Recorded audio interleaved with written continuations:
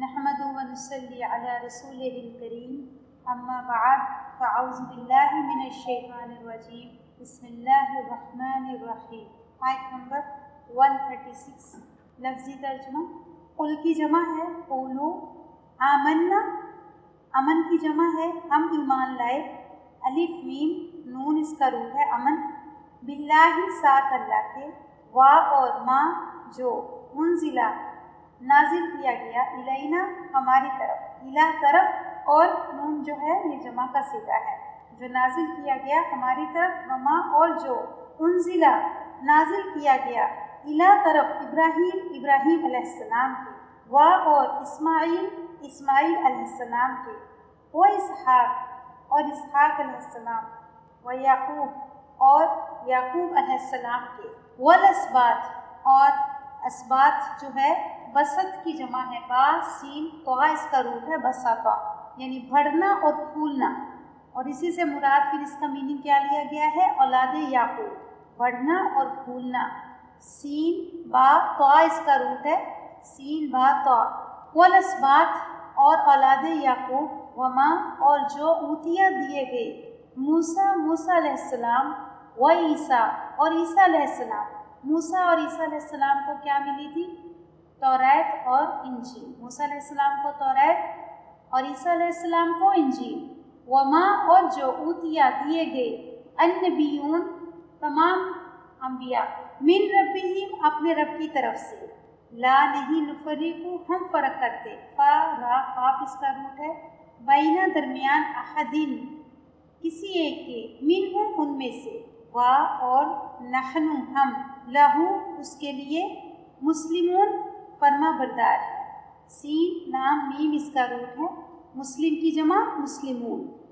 اب اللہ سبحانہ تعالیٰ اس آیت میں پیچھے جو تفرقات کا ذکر ہوا ہے، یہود کہتے تھے وہ یعقوب علیہ السلام ہمیں یہودی بنا کر گئے ہیں اور ہم اس کو نہیں چھوڑ سکتے، اور جو نصارہ تھے وہ اس کو عیسیٰ علیہ السلام کو کہتے تھے کہ وہ ہمیں عیسائیت اپنانے کے لیے کہہ کے گئے ہیں، اور جو قریش تھے وہ کیا سب کہتے تھے کہ ہم دین ابراہیم پر ہیں، ابراہیم علیہ السلام کے طریقے پر ہیں۔ تو اللہ سبحانہ وتعالیٰ اس آیت میں ہم سب سے کیا فرما رہے ہیں کہ یہ ساری جو تفرقات ہیں یہ سب کو ختم کرو، قولوا آمنا باللہ، بلکہ کیا کہو ہم سب ایمان لائے اللہ پر، یعنی اللہ پر ایمان لائے، وما اور جو انزل الینا اور جو نازل کیا گیا ہماری طرف، اور جو ہماری طرف نازل کیا گیا، وما انزل اور جو نازل کیا ہماری طرف یعنی رسول اللہ صلی اللہ علیہ وسلم کے اوپر، وما انزل اور جو نازل کیا گیا ابراہیم علیہ السلام کی طرف اور اسماعیل علیہ السلام کی طرف، کہ ایک ایک کو کیوں لیتے ہو؟ اب ابراہیم علیہ السلام اور عیسیٰ علیہ السلام یا پھر یہ سارے کیا ہیں؟ سب ایک ہیں، الگ الگ کیوں ان کو بانٹا ہے؟ ایک جماعت، ایک ہو جاؤ، اللہ پر ایمان لا، یہ سب اللہ کے پیغمبر تھے، یہ سب توحید کی دعوت دیتے تھے، ان کا دین کیا تھا، یہ کیا کرتے تھے، وہ سب اللہ سبحانہ وتعالیٰ نے اس کتاب میں پہلے سپارے میں سب بتا دیا کہ ابراہیم علیہ السلام کون تھے، یعقوب علیہ السلام کون تھے، موسیٰ علیہ السلام کون تھے، اور پھر اس کے بعد میں عیسیٰ علیہ السلام، اور پھر آخر میں رسول اللہ صلی اللہ علیہ وسلم۔ تو سارے نبی کس کی طرف سے تھے؟ اللہ ہی کی طرف سے تھے، اور ان کو ملنے والی کتابیں بھی اللہ ہی کی طرف سے آسمان سے اتری تھی۔ 4 کتابیں تو اہم ہیں، توریت، انجیل، زبور اور قرآن، اور باقی جو ہے چھوٹے چھوٹے صحیفے تھے جو سب باقی دوسروں کو ملے، وہ یعقوب اور یعقوب علیہ السلام، والاسباط اور اولاد یعقوب، اولاد جو ہے یعقوب علیہ السلام کی ان پر، وما اوتیا اور جو دیے گئے، موسیٰ علیہ السلام یعنی توریت پر، اور عیسیٰ اور انجیل پر، وما اوتیا اور جو دیے گئے، النبیون انبیاء، تمام انبیاء یعنی سب اس میں آگے، سب اللہ کی طرف سے ہیں، من ربہم سب اللہ کی طرف سے ہیں، لا نفرقو نہیں ہم فرق کرتے، بین احد منہم کہ ہم ان میں سے کسی ایک کے ساتھ بھی تفرقہ نہیں کرتے، اس کو الگ الگ نہیں کرتے، وَنَحْنُ اور ہم لَهُ مُسْلِمُونَ اسی کے لیے فرما بردار ہیں۔ اس آیت میں ہم سب کے لیے جو اہم سبق ہے وہ یہ ہے کہ ہم سب کا ایمان کس پر ہونا چاہیے؟ سب سے پہلے اللہ کی ذات پر، اور پھر اس کے بعد میں تمام انبیاء علیہ السلام پر، اور جو ان کے اوپر کتابیں اتری ان کے اوپر، اور پھر آخر میں رسول اللہ صلی اللہ علیہ وسلم اور ان کے اوپر جو نازل کیا گیا اس کے اوپر۔ اور اس کے بعد جو تفرقے ہیں یہ کیا ہیں؟ یہ انسانوں کو بانٹتے ہیں، یہ انسانوں کو دو حصوں میں بانٹ دیتے ہیں، اور ایک طرف ہو جاتے ہیں اہل حق اور ایک طرف ہو جاتے ہیں اہل باطل۔ تو حق اور باطل یہ دو جو ہیں یہ انسان کے اپنے بنائے ہوئے، جو باطل ہے تفرقے ہیں یہ انسان کے اپنے بنائے ہوئے ہیں، اللہ کی طرف سے ایسا کچھ بھی نہیں اترا ہے۔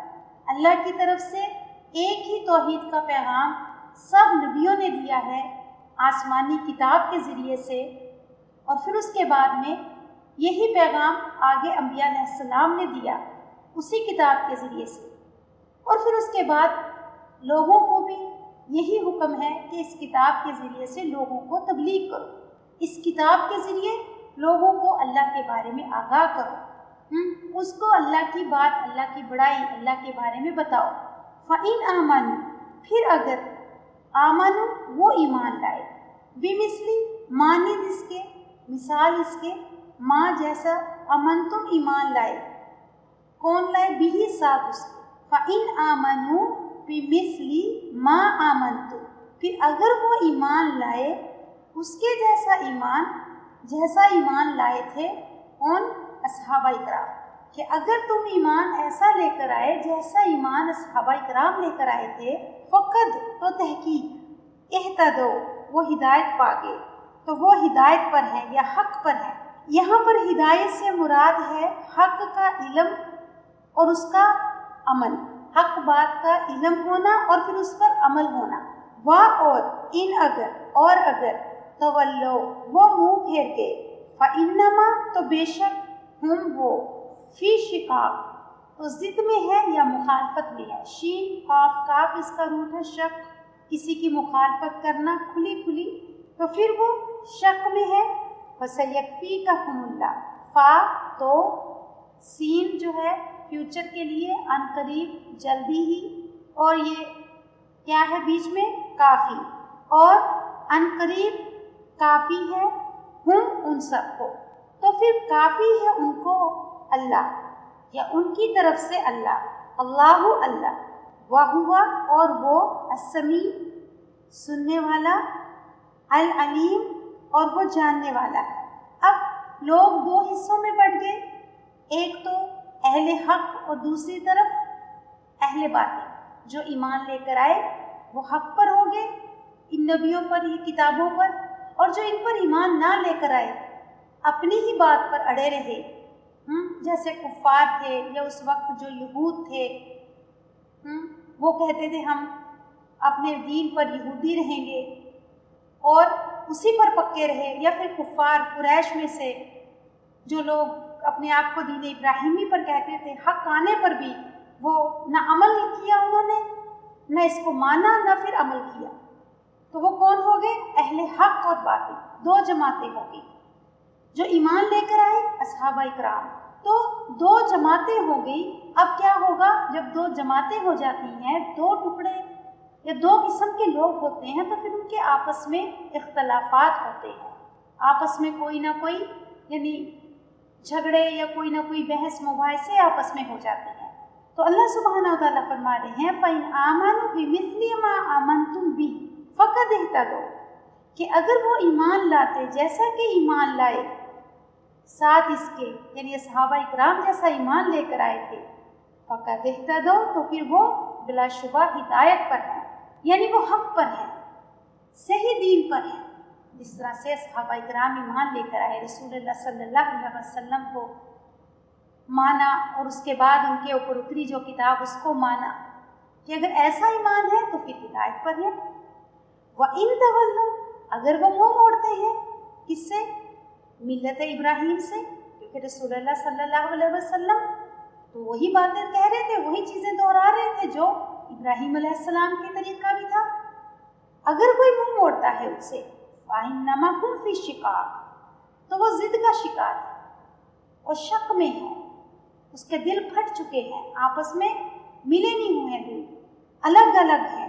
تو جب آپس میں اختلافات شروع ہو جائیں یا ایک دوسرے کے ساتھ، تو اللہ فرما رہے ہیں فَسَيَكْفِيكَهُمُ اللَّهُ، تو پھر تمہارے لیے اللہ کافی ہے۔ کس سے فرمایا جا رہا ہے؟ آپ صلی اللہ علیہ وسلم سے۔ فَسَيَكْفِيكَهُمُ اللَّهُ، تو آپ کے لیے اللہ کافی۔ کیوں؟ اس لیے کہ جو لوگ حق پر ہوتے ہیں، یہ جو اللہ تعالیٰ کی صحیح تعلیمات پر ہوتے ہیں، اللہ کی طرف سے جو نازل ہوئی ہیں، تو ایسے لوگوں کے ساتھ اللہ کی مدد ہوتی ہے۔ اور جن لوگوں کے ساتھ اللہ کی مدد ہوتی ہے، پھر کتنی بھی مخالفت کیوں نہ ہو، پھر بھی اللہ سبحانہ وتعالیٰ ان کو ایک نہ ایک دن کامیاب ضرور کرتے ہیں۔ کہ اب دیکھیں کتنی مخالفت، کتنا زور ہو گیا تھا مخالفت کا، کیا حال ہو گیا تھا مدینہ میں، جب کہ رسول اللہ کے پاس کھلے نشانیاں، اللہ کی آیات قرآن کی شکل میں اترتے تھے، فرشتہ اترتا تھا، یعنی سب صحابہ کرام کے سامنے، لوگوں کے سامنے ہی ہوتا تھا نا، کہ رسول اللہ صلی اللہ علیہ وسلم کے جو بھی معجزات تھے، اور اس کے باوجود لوگوں نے کتنی مخالفت کی، کتنا آپ کے ساتھ تکرار کیا، جھگڑا ہوا، تو اس کے باوجود اللہ فرما رہے ہیں کہ آپ کے لیے اللہ کافی ہے، آپ اپنے راستے پر جمے رہیں، آپ اپنا کام کرتے رہیں، کیونکہ آپ حق پر ہیں، آپ اللہ کی طرف سے آئی ہوئی ہدایت پر ہیں۔ کیونکہ دیکھیں انسان ڈاماڈول ہو جاتا ہے کہ کیا کہیں میرے اندر ہی کوئی کمی تو نہیں ہے۔ اتنے لوگ مخالف جب ہو جائیں گے تو انسان کے اندر تھوڑا سا انسان شیکی ہو جاتا ہے، ہلنے لگ جاتا ہے، لیکن اللہ کی طرف سے رسول اللہ صلی اللہ علیہ وسلم کو اللہ تعالیٰ کی طرف سے تسلی دی جا رہی ہے کہ آپ حق پر ہیں، آپ صحیح ہیں، لہٰذا آپ اس کام میں لگے رہیں، اپنا کام کرتے رہیں۔ وَهُوَ السَّمِيعُ، اور وہ سننے والا ہے، العلیم، اور وہ جاننے والا ہے۔ یعنی جو حق اور باطل کے دو گروہ بن گئے ہیں، اور ان کے آپس میں جو بھی اختلافات ہیں، جو آپس کے جو بھی جھگڑے ہیں، جو بھی باتیں یہ ایک دوسرے کو کہہ رہے ہیں، تو اللہ وہ سب سن بھی رہے ہیں اور اللہ جان بھی رہے ہیں۔ اللہ سبحانہ وتعالیٰ اس کا فیصلہ بھی کریں گے۔ کب کریں گے؟ دنیا میں بھی ہوتا ہے حق اور باطل کا فیصلہ، اور آخرت میں بھی ہوتا ہے۔ اب لوگ ایک تو وہ تھے جو ابراہیم علیہ السلام کے طریقے پر اپنے آپ کو کہتے تھے، کفار مکہ جو شرک کرتے تھے، انہوں نے بت رکھے ہوئے تھے کعبۃ اللہ میں، اور وہ اپنے آپ کو صحیح سمجھتے تھے، دین کے ابراہیم علیہ السلام کے طریقے پر سمجھتے تھے۔ اور دوسرے وہ لوگ تھے جو توحید پر تھے، جن کے اندر سے شرک نکل گیا تھا، وہ ایک اللہ کی عبادت پر جم گئے تھے۔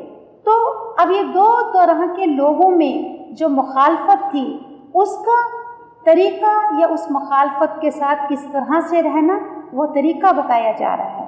اب جب اس طرح کا کوئی حالات پیدا ہو جائیں ہمارے لیے بھی، تو تھوڑا سا سبق ہونا چاہیے نا، ہم اس کو اپنی زندگی میں کس طرح سے لیں گے، کہ اگر ہماری زندگی میں بھی ایسا دور آ جائے کہ آپ قرآن سے جڑے ہوئے ہیں، قرآن کی بات، قرآن پر عمل کر رہے ہیں، قرآن کے مطابق اپنی زندگی کو بدل رہے ہیں، لیکن اس کے باوجود لوگ آپ کو غلط کہیں یا آپ کو اس چیز کے بارے میں تانا دیں، کیونکہ آپ کوئی جماعت نہیں ہے اب آپ کی، کیونکہ رسول اللہ کی کوئی جماعت نہیں تھی، کوئی تفرقہ نہیں تھا۔ آج تو یہی جھگڑا ہے نا، کہ اگر آپ کا کوئی گروپ نہیں ہے، اگر آپ کا کوئی نام نہیں ہے، تو آپ کو لوگ کچھ مانیں گے، کچھ نہیں بھی مانیں گے۔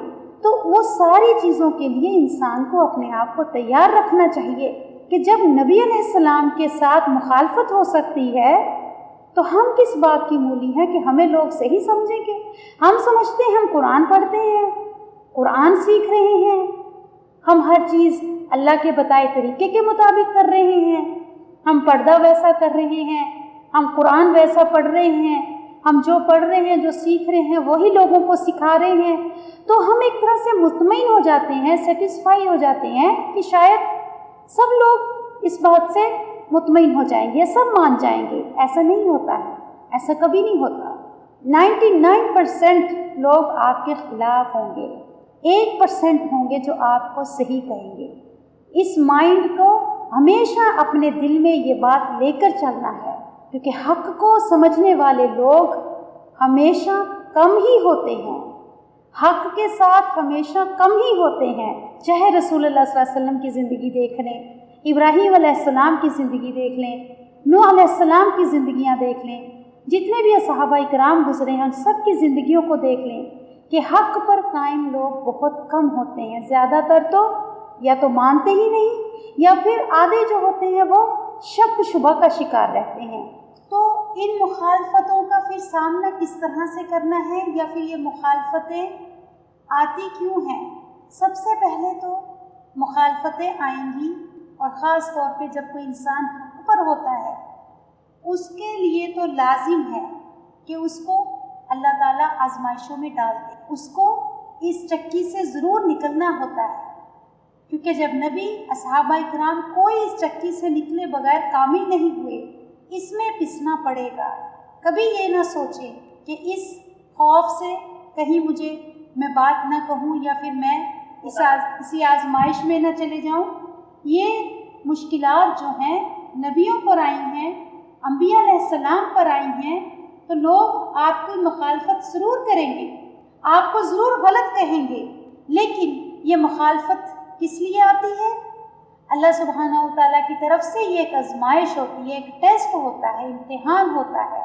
اللہ تعالیٰ یہ دیکھنا چاہتے ہیں کہ جب انسان حق کو پا لیتا ہے، سمجھ جاتا ہے، حق کیا ہے قرآن، پھر وہ اپنی زندگی میں کتنا عمل لے کر آتا ہے، اور اس عمل کے بعد وہ کتنا بدلتا ہے، اور پھر اس کے بعد اس کے اندر صلاحیتیں کتنی ہیں، اس کے اندر برداشت اور صبر کا مادہ کتنا ہے، اس کے اندر کتنی صلاحیت ہے کہ وہ اتنے ڈیفنس کے باوجود اپنے حق کو نہ چھوڑے، یا بات کہنی نہ چھوڑے، یا اس کو پھیلانا نہ چھوڑے قرآن کو۔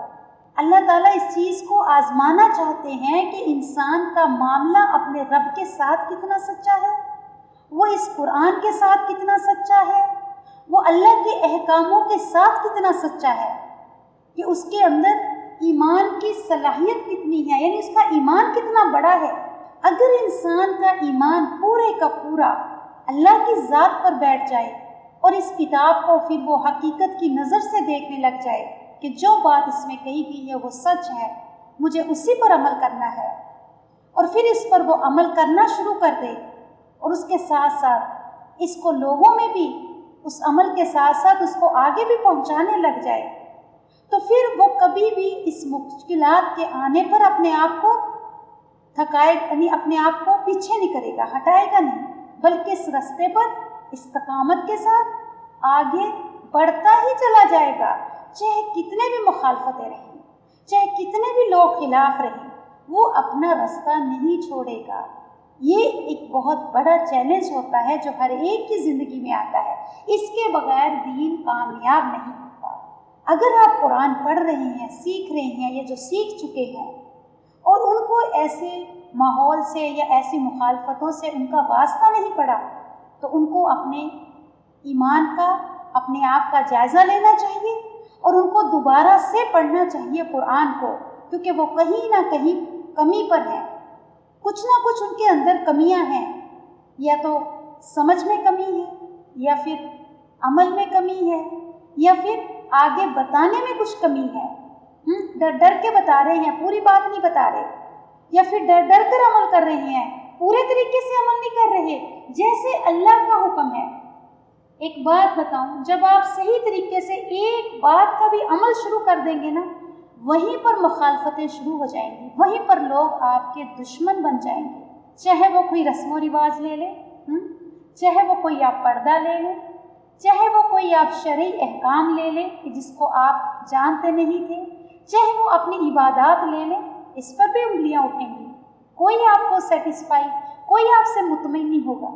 اور سب سے پہلے جو آپ کے خلاف ہوں گے وہ کون ہوں گے؟ آپ کے اپنے۔ کیوں؟ کیونکہ جب انسان کو اپنوں سے تکلیف ملتی ہے وہ انسان کو بہت ہرا دیتی ہے، اس میں انسان چھوڑتا ہے کہ چلو میں نہیں یہ کام کرتی، میں تو یہ کام ہی چھوڑ دیتی ہوں، میں نے کیا لینا ہے، بس پڑھو عمل کرو، اپنا کام کرو، دوسرے کو کہنا ہی چھوڑو۔ یا بس پھر بعض لوگ عمل بھی اتنا ہی کرتے ہیں جتنا لوگ راضی ہو جائیں، اس کے آگے نہیں جاتے۔ کیوں؟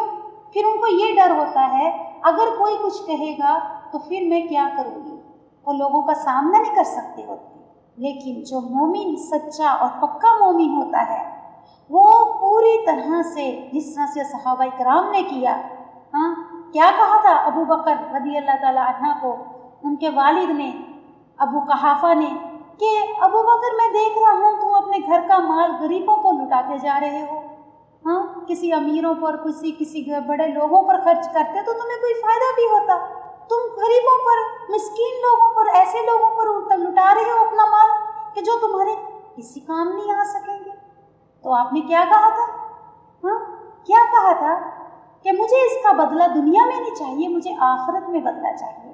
ایون آپ اللہ کے راستے میں بھی کچھ خرچ کریں گے، اللہ کی راہ میں بھی کچھ دیں گے، اس پر بھی آپ کو مشکلات کا سامنا کرنا پڑے گا، وہ بھی لوگوں کو جلدی ہضم نہیں ہوگا، اس پر بھی کوئی آپ کو خوش نہیں ہوگا، یا کوئی آپ سے راضی نہیں ہو جائے گا، بلکہ اس پر بھی آپ کو انگلیاں اٹھائی جائیں گی، اس پر بھی آپ کے ساتھ آپ کو تشدد کا شکار کیا جائے گا کہ کہیں نہ کہیں سے یہ کمزور ہو جائے، یہ پیچھے ہٹ جائے اور یہ اپنا اس کام کو چھوڑ دے۔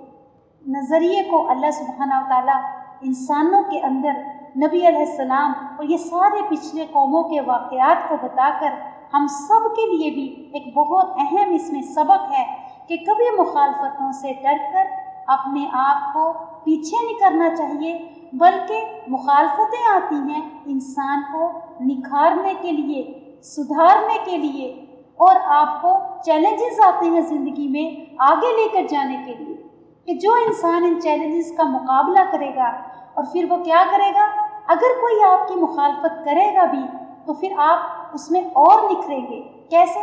آپ پھر اپنا اور اسٹڈی کریں گے کہ شاید میرے کچھ پڑھنے میں کمی ہوگی، یا میں کہیں پر کچھ میں نے صحیح سے پڑھا نہیں، یا میرے کوئی مطالعے میں کمی ہے۔ آپ اور زیادہ کانشیس ہو جائیں گے، پڑھنے میں بھی، پڑھانے میں بھی آپ اور زیادہ کانشیس ہو کے پڑھیں گے، اور زیادہ محنت کریں گے، اور زیادہ دعائیں کریں گے۔ اور اگر آپ کے کسی عمل پر کوئی انگلی اٹھائی جائے گی یا آپ کی مخالفت کی جائے گی تو آپ اس میں اور زیادہ اللہ سے رجوع ہو جائیں گے، اور زیادہ آپ کو ثابت قدم ہو جائیں گے، اور اللہ سبحانہ و تعالیٰ اس کی وجہ سے آپ کو بہت بلند کریں گے۔ مخالفتیں انسان کو چمکانے کے لیے اور انسان کو بلند کرنے کے لیے آتی ہیں، اور اس کے اندر سے کمیوں کو، غلطیوں کو نکالنے کے لیے آتی ہیں، کہ اگر آپ سچے مومن ہیں اور واقعی آپ حق پر ہیں تو آپ ان کا ڈیفینس صبر کے ساتھ کریں گے اور استقامت کے ساتھ کریں گے، اور آپ اپنے آپ کا محاسبہ کرتے جائیں گے، اپنے آپ کو دیکھتے جائیں گے، کہیں میری کوئی بات ایسی تو نہیں جس میں مجھے کوئی کمی ہو، کوئی غلطی ہو۔ آپ اپنا اور زیادہ مطالعہ کریں گے اور اپنے عمل کو آپ اور زیادہ پختہ کریں گے کہ شاید مجھے اور زیادہ پڑھنا چاہیے، مجھے اور زیادہ سوچنا چاہیے ان چیزوں پر۔ تو انسان کو چمکانے کے لیے اور اس کو نکھارنے کے لیے اور اس کو بلند کرنے کے لیے اور اس کی کمی اور غلطیوں کو سدھارنے کے لیے مخالفتیں آتی ہیں۔ کبھی بھی ان مخالفتوں کی وجہ سے انسان کو ہارنا نہیں چاہیے، یہ توڑتی ہیں انسان کی طاقت کو، یہ انسان کو کمزور کر دیتی ہیں۔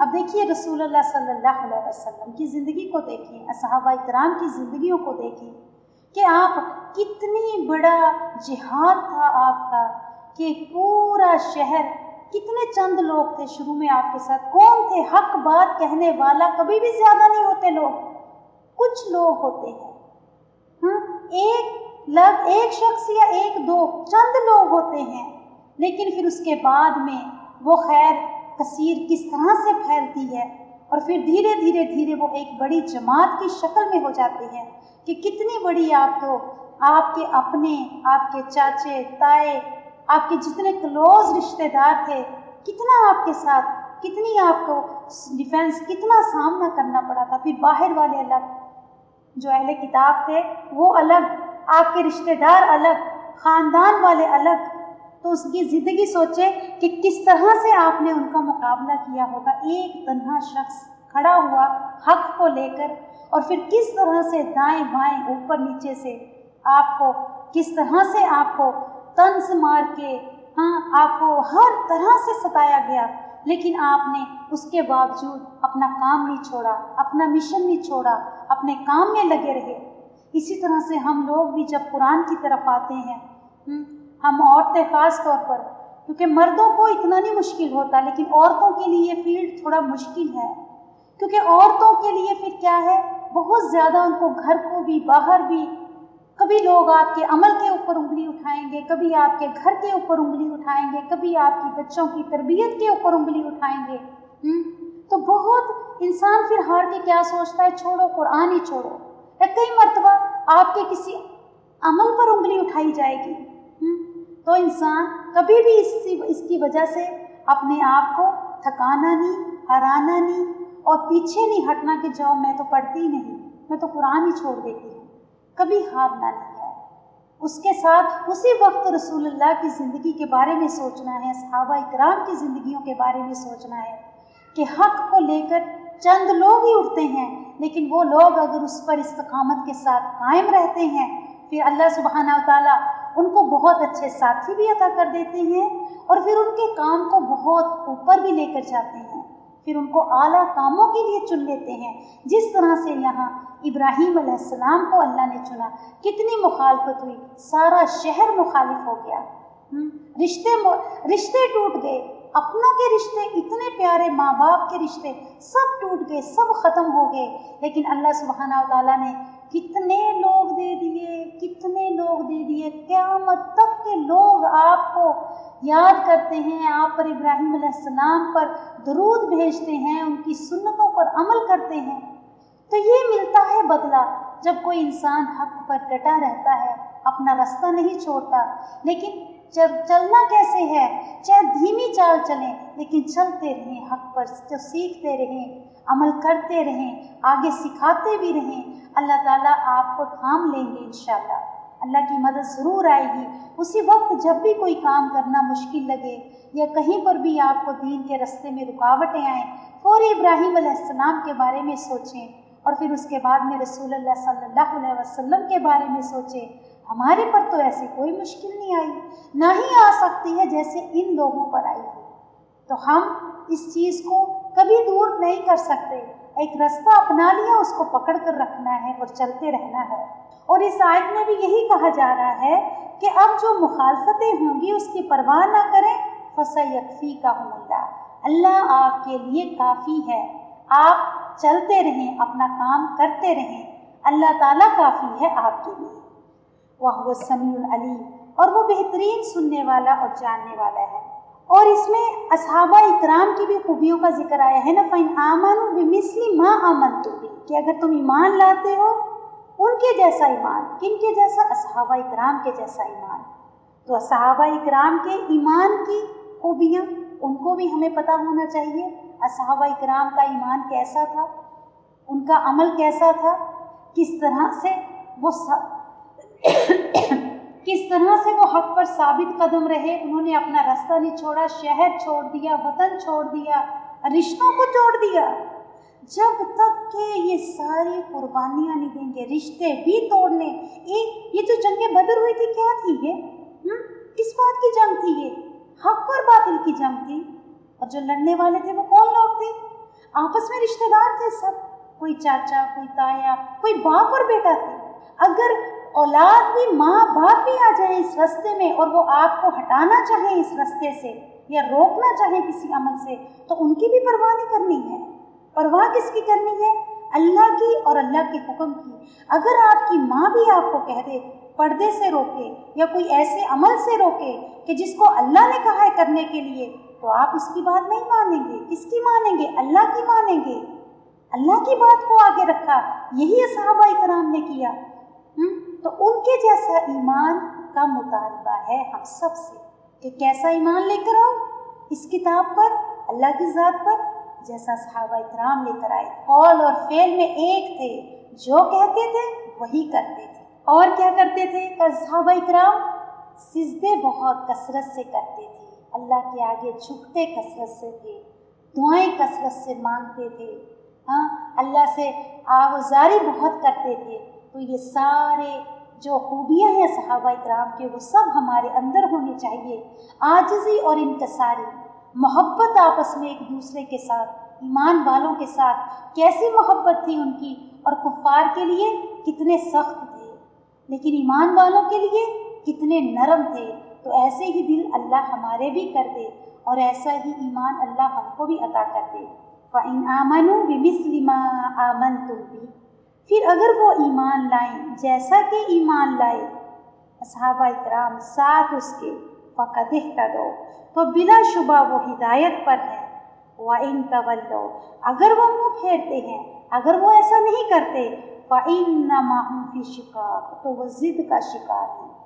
فَسَيَكْفِيكَهُمُ اللَّهُ، تو پھر ایسے لوگوں کے لیے طرف سے اللہ آپ کے لیے کافی ہے۔ یعنی ہم سب کے دلوں کو، جو بھی قرآن سے جڑے ہوئے ہیں، جو اللہ سے جڑے ہوئے ہیں، جن کے دل عمل سے جڑے ہوئے ہیں، ہاں ان سب کے لیے اللہ سبحانہ و تعالیٰ کی طرف سے یہ کتنی بڑی مدد ہے کہ اللہ کافی ہے۔ جس کے لیے اللہ کافی ہو جائیں، پھر اس کو کس چیز کا کوئی فکر ہو سکتا ہے، کوئی غم ہو سکتا ہے کہ آپ حق پر ہیں پھر آپ کو کوئی ہرا سکتا ہے؟ کتنی بڑی دل کو تسلی ملتی ہے اس بات سے کہ فَسَيَكْفِيكَهُمُ اللَّهُ، اللہ کافی ہے، کوئی بات نہیں۔ اللہ تعالیٰ آزمائشیں آئی ہیں، اللہ کے حکم سے آئی ہیں، ہاں لوگوں کی تکلیفیں جو اب تو دیکھیں تیر نہیں ہے، تلوار نہیں ہے، جنگیں نہیں ہیں، کچھ نہیں ہے، اب صرف تفرقے یا اب صرف جو آپس کے اختلاف وہ کہاں ہیں، باتوں کی حد تک ہیں۔ یہ باتیں ہی تیر تلوار کا کام کرتی ہیں۔ تو اس کو صبر سے برداشت کرنا سیکھیں، اور پھر اس کے بعد اسی طرح سے اپنی چال کو چلتے رہیں۔ کسی کی وجہ سے اپنا دل کو دکھی نہ کریں، غم میں نہ لے کر آئیں، بلکہ اپنی اور اصلاح کریں، اور زیادہ اپنے آپ کو چمکانے کی کوشش کریں، اور اپنے اعمال کو صالح کرنے کی کوشش کریں۔ اور اگر انسان کہیں سے کمزور ہوتا ہے تو اپنی اولاد سے ہوتا ہے۔ اگر آپ کو کوئی اولاد کا بھی تانا مارتا ہے کہ دیکھو ماں اسی نیک، باپ ایسا نیک، بچے ایسے، تو کوئی بات نہیں، نوح علیہ السلام کی ان کی اولاد کو یاد کریں کہ ایسا ضروری نہیں ہوتا کہ ایک انسان سب کو بدل دے، اللہ ہی بدلنے والا، اللہ ان کو بھی ہدایت دے دے گا، لیکن اپنا رستہ ہدایت کا نہیں چھوڑیں۔ اب اور کیسا ایمان چاہ رہے ہیں اللہ تعالیٰ؟ صبغۃ اللہ، صبغہ کہتے ہیں رنگ کو، اور یہ کون سا رنگ ہے؟ وہ رنگ ہے یہ جو یعنی رنگ چڑھا نہیں ہوتا، یہ چڑھایا جاتا ہے۔ وہ رنگ جو اللہ کا رنگ جس کو چڑھایا جائے، یہ انسان یہ لے کر رنگ پیدا نہیں ہوتا ماں کی گود سے، یہ وہ رنگ ہے جو دنیا میں آ کر انسان اپنے ماحول سے یا اپنے ماں باپ سے جو ان سے تعلیمات لیتا ہے یا جو تربیت سیکھتا ہے، جو کلچر میں دیکھتا ہے، وہ جو کچھ اپناتا ہے وہ ہے صبغہ، یعنی وہ رنگ۔ لیکن اللہ سبحانہ و تعالیٰ کو مطلوب کون سا رنگ ہے؟ صبغۃ اللہ، اللہ کا رنگ۔ اللہ کیا چاہ رہے ہیں کہ اپنے آپ کے اوپر کون سا رنگ چڑھا لو؟ فرقہ واریت کا، ہاں اپنے آپ کو نام فرقوں میں بانٹ کر، ہاں اپنے آپ کو جماعتوں میں بانٹ کر، یہ رنگ کہا گیا ہے ہم سے؟ نہیں، کوئی رنگ، کوئی جماعت، کوئی فرقے کا رنگ نہیں، بلکہ کس کا رنگ چڑھا لو؟ اللہ کا رنگ۔ اب اللہ کا رنگ کون سا ہوتا ہے؟ یہ کتاب کو پڑھو، اس کو سمجھو اور اس کے مطابق زندگی گزارو۔ جب تمہارا رہن سہن، بول چال، بات چیت، چلنا پھرنا، اٹھنا بیٹھنا سب اللہ کے حکم کے مطابق، رسول اللہ صلی اللہ علیہ وسلم کے طریقے کے مطابق ہو جائے گا، تو کیا ہو جائے گا؟ تمہارے اوپر کیا چڑھ جائے گا؟ اللہ کا رنگ۔ تو یہ رنگ انسان کو خود چڑھانا پڑتا ہے۔ اور یہ رنگ کب چڑھتا ہے؟ یہ رنگ جب چڑھتا ہے جب ہر طرح کا دوسرا رنگ اس کے اوپر سے اتر جائے۔ اگر آپ کسی کو کسی بھی کپڑے کو ڈائی کروانا ہوتا ہے، اس کے اوپر ایک پرماننٹ کلر چڑھوانا ہوتا ہے، تو اس کے لیے سب سے پہلے اس کپڑے کی کاٹ کی جاتی ہے، اس کے اوپر سے ہر دوسرا رنگ اتارا جاتا ہے، پھر اس کے اوپر چڑھایا جاتا ہے اصل رنگ جو آپ کو مطلوب ہے۔ اسی طرح سے ہر طرح کے رنگ، چاہے وہ فرقہ واریت کا ہے، چاہے وہ کسی خاص ذات کا ہے یا کسی خاص نام کا ہے جس کی وجہ سے آپ اپنے کو دیندار سمجھتے ہیں، چاہے وہ ماں باپ کی محبت میں کہ جو میرے ماں باپ نے مجھے سکھایا ہے یا ماحول نے مجھے دیا ہے، سب طرح کے رنگ کو اپنے اوپر سے اتار کر کون سا رنگ چڑھاؤ گے؟ صبغۃ اللہ، اللہ کا رنگ، اللہ کی کلام سے جو جڑ جائے پھر وہ کیا کرے؟ اسی کو سمجھے اور اسی کے مطابق اپنے آپ کو ڈھالے۔ تو یہ ہے صبغۃ اللہ۔ یہ رنگ کوئی اپنے ماں کے پیٹ سے لے کر پیدا نہیں ہوتا، یہ چڑھتا ہے دنیا میں آنے کے بعد۔ اور کیسے چڑھتا ہے؟ یہ چڑھتا ہے جب آپ کسی بھی انسان کو یا کسی بھی چیز کو اپنا رول ماڈل بنا لیتے ہیں یا جس کی محبت میں آپ شدید ہو جاتے ہیں، پھر کیا کرتے ہیں آپ؟ ہر چیز اس کی نظریے سے دیکھتے ہیں۔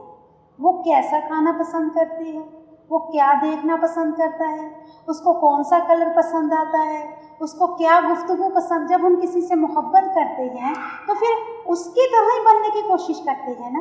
لیکن اللہ کو کیا منظور ہے کہ ہر محبت کو کم کر کے ہر محبت کا رنگ اپنے اوپر سے اتار دو۔ سب سے بڑا رنگ اپنے اوپر چڑھا لو اللہ کا رنگ چڑھا دو۔ کوئی محبت کسی کی اللہ کے اوپر نہیں ہونی چاہیے، چاہے وہ شوہر ہے، چاہے وہ ماں باپ ہیں، چاہے وہ اولاد ہے، چاہے وہ برادری ہے، چاہے وہ لوگ ہیں، کوئی بھی ہیں، اگر وہ اللہ کی محبت سے اوپر ہیں تو پھر وہ تو کیا ہو گیا؟ شرک ہو گیا، اور پھر اس کے اوپر اللہ کا رنگ نہیں چڑھے گا۔ اللہ کا رنگ ہر محبت سے اوپر اللہ کی محبت، ہر محبت سے حکم، ہر ایک کے حکم سے اوپر اللہ کا حکم۔ اللہ تعالیٰ جس طرح چاہتے ہیں اس طرح سے اپنے آپ کو ڈھال لو۔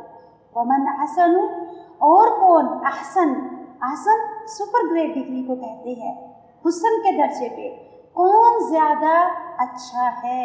من اللہ، اللہ سے بڑھ کر، صبغۃ اللہ، اللہ کے رنگ میں، یعنی اللہ کے رنگ سے بڑھ کر کیا کسی کا رنگ ہو سکتا ہے؟ یہ رنگ سے اوپر کوئی رنگ ہو سکتا ہے؟ سب سے خوبصورت رنگ کون سا ہے؟ اللہ کا رنگ، اللہ کی محبت کا رنگ، اللہ تعالیٰ کے رنگ میں اپنے آپ کو رنگ لو۔ وَنَحْنُ، اور ہم، لہو، اسی کے لیے، عابدون، عبادت کرنے والے ہیں۔ عابدون عبادہ سے ہے، یعنی عابد کی جمع ہے عابدون، یعنی جو عبادات ہیں وہ بھی تمہاری کس کے لیے ہونی چاہیے؟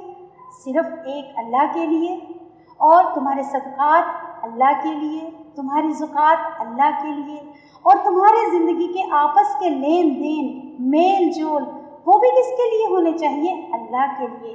یعنی ہر زندگی کا عمل اللہ سے ہٹ کر کسی کے لیے نہیں، اگر کسی کے لیے ہے تو پھر اللہ کا رنگ نہیں، چاہے وہ چھوٹا عمل ہے چاہے وہ بڑا ہے، ہر عمل میں اللہ تعالیٰ ہونا ضروری ہے۔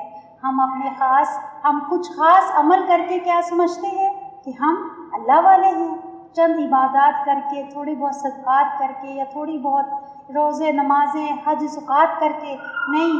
اللہ کا رنگ چڑھانے کے لیے کیا ضروری ہے؟ ہر عمل، ہر زندگی کا طریقہ، رہن سہن، ہر لین دین، ہر آپس کے تعلقات، کس کی، چاہے اپنوں سے ہوں چاہے غیروں سے ہوں، چاہے ماں باپ ہیں چاہے شوہر ہیں چاہے بچے ہیں، ہر ایک کے ساتھ ہمارا جو عمل ہے وہ کیسا ہونا چاہیے؟ اللہ کے لیے، اللہ کی رضا کے لیے۔ سب سے پہلے نیت کیا کیا کریں؟ اللہ کی رضا۔ اسی لیے میں نے کل بھی ایک دعا بتائی تھی آپ لوگوں کو کہ جس وقت آپ بستر سے اٹھیں سب سے پہلے کیا نیت کرنی ہے؟ الحمدللہ الذی احیانا بعدما اماتنا والیہ النشور۔ یہ دعا پڑھتے ہوئے اللہ کا شکر ہے جس نے مجھے زندہ کر دیا جبکہ میں تو مردہ تھی۔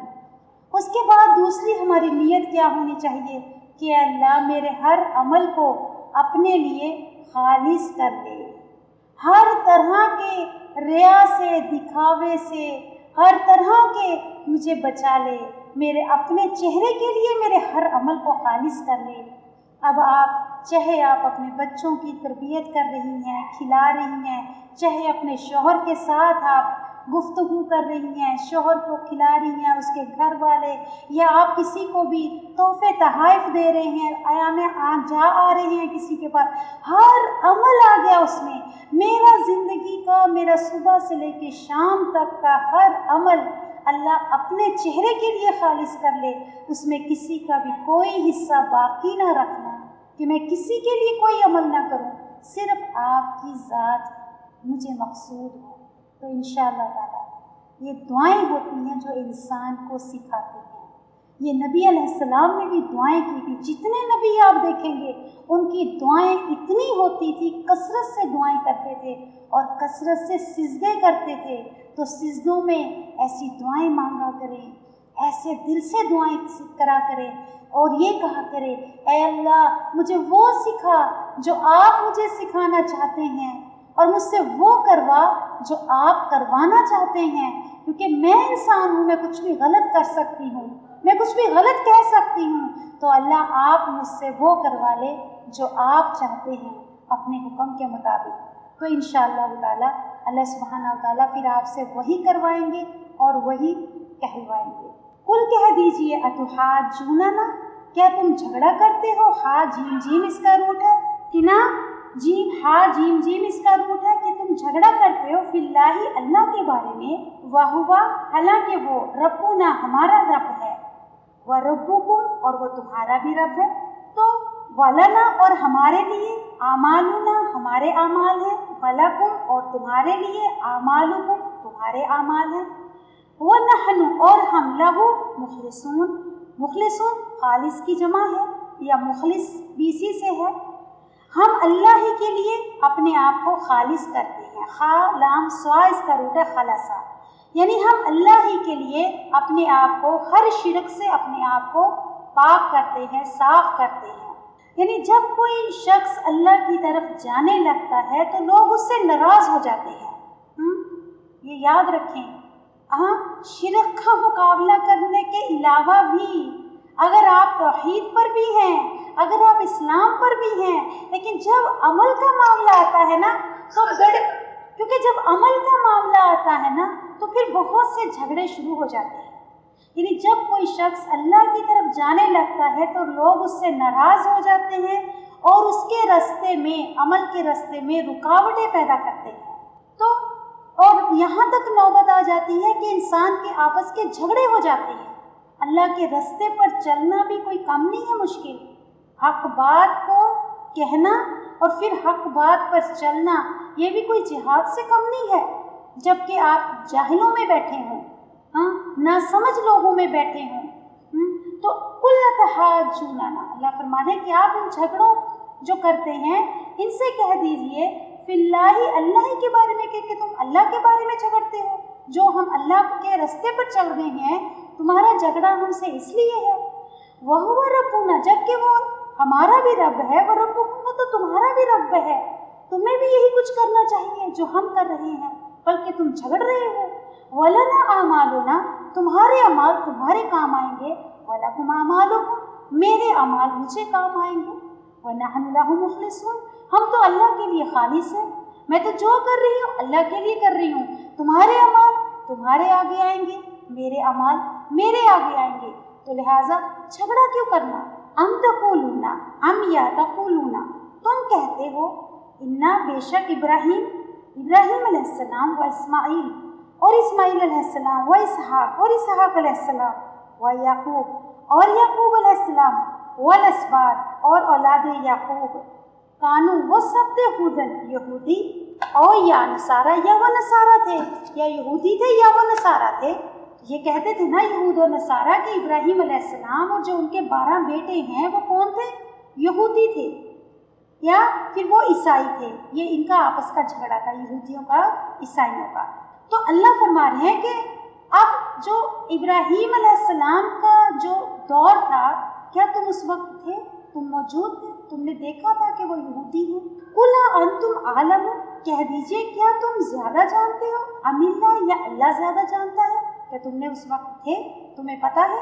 وَمَنْ أَظْلَمُ اور کون بڑا ظالم ہے، ممن اس سے جو کتما چھپائے، شہادتاً گواہی، عندہ اللہ کے پاس سے، من اللہ اللہ کی طرف سے، جو پاس ہے اللہ کی طرف. یعنی یہ پیغمبر جو تھے یا یہ جو کتابیں جو تھی، کیا تم اس وقت موجود تھے جو ان کے اوپر اتری تھی کتابیں، اور یہ پیغمبروں کے دور میں کہ وہ یہودی تھے یا نصارہ تھے، تم موجود تھے؟ تو کون بڑا ظالم ہے جو اللہ تعالیٰ کی گواہی کو چھپائے؟ وَمَا اللَّهُ، اور نہیں ہے اللہ بغافل، اس سے غافل، اما اس سے جو تعملون تم عمل کرتے ہو. یعنی تورات اور انجیل میں باقاعدہ آپ صلی اللہ علیہ وسلم کے بارے میں ذکر تھا، اس کے بارے میں لکھا ہوا تھا، اور انہوں نے اس بات کو بدل دیا یا پھر اس بات کو ہی اس میں سے نکال دیا. تو اللہ تعالیٰ فرما رہے ہیں وَمَنْ أَظْلَمُ مِمَّنْ كَتَمَ شَهَادَةً عِندَهُ مِنَ اللَّهِ، اس سے بڑا ظالم کون ہوگا جو اللہ کی اس گواہی کو چھپائے. وَمَا اللَّهُ بِغَافِلٍ، اور اللہ غافل نہیں ہے، اما تعملون، اس سے جو تم عمل کرتے ہو. تلک امت، یہ ایک امت ہے، یہ ایک گروہ تھا، یہ ایک جماعت تھی، قد خلت، تحقیق گزر چکے. کون؟ یہ سب جس کے بارے میں ان کے جھگڑے تھے، ابراہیم علیہ السلام سے لے کے ان کے اولاد یعقوب تک، یہ سب گزر گئے. لہا، اس کے لیے، ما کسبت، جو انہوں نے کمایا، ولکم، اور تمہارے لیے، ما کسبتم، جو تم کماؤ گے. ان کے لیے وہ کر کے چلے گئے اپنے اعمال. اب تم اپنی فکر کرو، تم جو کرو گے، کسب کہتے ہیں ہاتھ کی کمائی سے، ہاتھ سے کام کر کے کچھ کمانا، تم اس کا فکر کرو. اب تم کیا کر رہے ہو؟ تمہارے پاس کتاب ہے، نبی آگے، اب تم کیا کر رہے ہو؟ تم اس کی فکر کرو. یہ تو گزر گئے. وَلَا تُسْأَلُونَ، اور نہیں تم سوال کیے جاؤ گے، اما، اس کے بارے میں جو کانو تھے وہ یعملون، ان کے عمل، ان کا حساب اللہ کے پاس ہے، اللہ ان سے لیں گے. تم اپنے عمل کا فکر کرو کہ تم کیا کر رہے ہو، تمہیں تمہارے عملوں کا حساب دینا ہوگا.